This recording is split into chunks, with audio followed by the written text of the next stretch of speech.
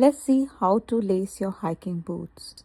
Lacing your hiking boots is the most obvious thing, but it gets easily done wrong. There are many ways to lace a boot, but let's do the classic way. Start with loosening the laces all the way down to the bottom.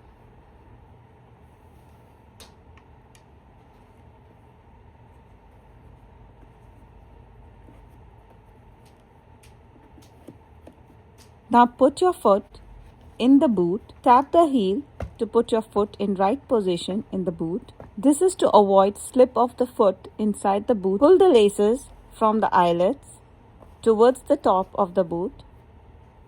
Be mindful you don't tighten the laces too much that it causes discomfort or so slack that it's not supporting the foot.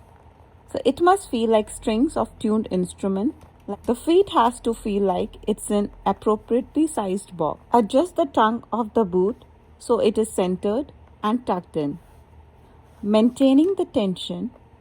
Now pull the laces through the hooks, crossing them over so that they are tight but not restrictive. Before tying, loop the laces once or twice to avoid slipping of the laces. Go for traditional butterfly knot. If you prefer, top it so it doesn't get undone while hiking.